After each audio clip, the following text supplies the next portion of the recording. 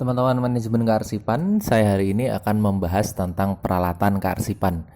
Beberapa di antara kita itu sudah tahu alatnya, sudah tahu bentuk barangnya, tapi sayangnya namanya tidak tahu dan juga fungsinya salah penggunaan. Nah, berikut ini saya akan menyampaikan terkait dengan bagaimana suatu alat kearsipan itu mulai dari namanya, kemudian fungsinya, lalu kemudian cara penggunaannya. Sebelum itu, mari kita lihat dulu, sebelum kita memilih salah satu peralatan yang akan digunakan, ada beberapa syarat yang harus dipatuhi ketika kita akan menggunakan peralatan kearsipan. Yang pertama, silahkan dilihat terlebih dahulu dokumen arsip yang akan kita simpan itu bentuknya seperti apa. Apakah berupa kertas, ataukah foto, atau mungkin berupa CD. Karena beda bentuknya, beda juga nanti alat yang akan digunakan. Tidak boleh salah karena masing-masing alat itu sudah secara spesifik memiliki kegunaannya masing-masing. Lalu kemudian yang kedua, perhitungkan juga kecepatan pemanfaatan yang diperlukan. Jika memang harus sangat simpel sekali, maka silahkan dipilih alat-alat kearsipan yang memang memenuhi persyaratan tersebut. Tidak perlu harus terlalu besar, harus dari besi dan lain sebagainya. Yang penting adalah kecepatan pemanfaatan alat itu memadai. Kemudian yang ketiga, dilihat juga kebutuhan ruangan yang nanti akan digunakan sebagai ruang kearsipan tersebut. Jika ruangnya memang luas, ruangnya banyak, Anda boleh memilih alat-alat kearsipan yang ukurannya besar. Tetapi kalau ruangan yang kita miliki itu terbatas, kita juga harus menyesuaikan alat kearsipannya pun juga harus minimal juga. Kemudian yang keempat, dipertimbangkan faktor keamanan. Ini juga yang paling penting teman-teman ya. Jangan kemudian asal ya yang penting saya butuh untuk menyimpan arsip, pokoknya saya pakai alat ini. Jangan seperti itu, karena salah satu hal yang dibahas dalam manajemen kearsipan adalah suatu arsip itu disimpan supaya selain rapi, gampang untuk ditemukan, juga arsip tersebut itu aman dari kerusakan atau kehilangan. Nah, dari faktor ini kita bisa mengetahui bahwa pemilihan alat itu menjadi hal yang paling krusial atau paling penting untuk menjaga keamanan dan juga keberadaan dokumen. Kemudian yang kelima, silakan pertimbangkan terkait dengan biaya peralatan. Saya sering mengatakan bahwa kalau kita mau beli peralatan kearsipan, masing-masing alat, kemudian masing-masing spesifikasi, masing-masing kualitas itu nanti akan memiliki biaya beli yang berbeda. Nah, jika ternyata kita mempekerjakan orang lain untuk menata arsip, perlu juga diperhitungkan biaya operasional petugasnya. Nah, kemudian yang keenam, dilihat dulu jumlah pemakaian yang mengakses penyimpanan ini. Apakah dia yang mengakses ini orang banyak, ataukah hanya orang-orang tertentu, ataukah nanti hanya arsiparis saja yang berhak untuk menata dan mencari. Maka kalau semisal kok ternyata yang mencari atau membutuhkan itu banyak, harus diperhitungkan peralatan kearsipan yang paling mudah ketimbang yang lain. Kemudian yang ketujuh, kesetaraan peralatan. Ini kaitannya dengan nomor 8, yaitu standarisasi. Standarisasi peralatan itu artinya kalau kita mau beri suatu peralatan perkantoran ya, apapun itu termasuk di dalamnya adalah peralatan kearsipan, itu harus dipastikan alat yang kita beli itu bisa dipergunakan pada jangka waktu yang lama, atau dipastikan stok pada merek tersebut itu nanti kualitasnya baik. Sehingga nanti kalau di masa depan itu kita mau menambah jumlahnya atau ada suatu kerusakan kita mau beli spare partnya, nah tipe-tipe itu dipastikan di pasaran itu masih ada. Repot kalau kita membeli suatu tipe atau merek yang limited edition ya, suatu ketika ternyata kita membutuhkan perawatan, suku cadangnya itu ternyata dia tidak dijual bebas, sehingga mentoknya kita nanti harus cari peralatan kearsipan yang baru atau yang lain. Nah, itu repot. Standarisasi peralatan itu artinya seperti itu. harus bisa digunakan sampai jangka waktu yang lama, dijamin kelancaran maintenance-nya atau perawatannya, baik dari suku cadang, penjualan ya, itu pun nanti juga harus lancar. Kemudian sisa 3 selanjutnya ini ada efisiensi, kualitas, dan juga ekonomis. Nah, di situ saya beri keterangan. Biasanya beda merek, beda ukuran, beda harga, juga beda kualitasnya. Makanya silahkan dipilih peralatan yang memang sesuai dengan arsip yang akan disimpan. Berikutnya mari kita lihat ilustrasi yang saya berikan ke kawan-kawan. Ini ada penataan yang salah dan juga ada penataan yang benar. Salah dan benar ini itu mereka sama-sama ada arsipnya, sama-sama ada peralatan arsipnya.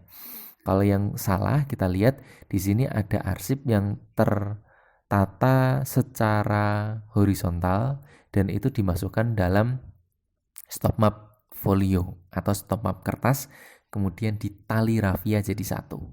Nah, kita lihat kondisi yang seharusnya atau yang sebenarnya itu harus ditata menggunakan ordner ya. Ini adalah tampilan ordner. Disusun secara vertikal, memanjang ke kanan dan ke kiri, kemudian ditaruh di dalam lemari arsip. Ini yang benar ya. Jadi tidak melulu hanya membicarakan tentang menyimpan arsip, tetapi lebih kepada menyimpan arsip dengan baik dan benar. Selanjutnya, saya akan mulai dari peralatan yang paling kecil ya, yang paling sederhana, paling sering dijumpai kawan-kawan, sampai nanti peralatan yang kompleks. Yang pertama ini ada stapler. Saya yakin dari bentuknya kawan-kawan sudah sering melihatnya, tetapi beberapa masih ada yang bingung antara stapler dan staples ya. Stapler adalah alatnya, staples itu adalah isinya. Kegunaannya digunakan untuk menyatukan dokumen. Nah, khusus untuk kearsipan ada catatannya. Jangan digunakan jika arsip ini terkategori vital, karena stapler ini nanti akan mengakibatkan arsip itu menjadi rusak. Artinya akan ada lubang dan bisa berpotensi karat. Stapler ini nanti ada beberapa ukurannya ya. Untuk yang small, yang paling kecil itu berkisar antara 5 sampai 10 halaman. Jadi dia bisa membendel atau menjepret 5 sampai 10 halaman. Untuk yang sedang itu maksimal 25 halaman. Nah, kemudian ada yang sangat besar banget ya, seperti yang sering teman-teman lihat di fotokopian, itu bisa antara maksimal 30 sampai 35 lembar itu bisa. Nah, sehingga gunakanlah ukuran stapler yang sesuai dengan dokumen yang teman-teman nanti akan jepret jadi satu. Kemudian paperclip. Sering lihat juga ya, paperclip ini boleh digunakan untuk kearsipan asal jangan paperclip yang kawat polos, karena itu nanti bisa berpotensi mendatangkan karat. Gunakanlah paperclip yang dia berbalut atau warna-warni ini. Sehingga paperclip ini ada yang kecil ya, ada juga yang dia jepitannya besar. Besar ini bendelannya tentu akan berbeda. Selanjutnya akan ada perforator.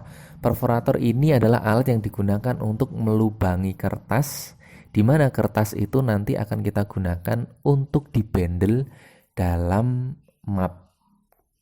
mapnya khusus Snell Hector ya. Sama seperti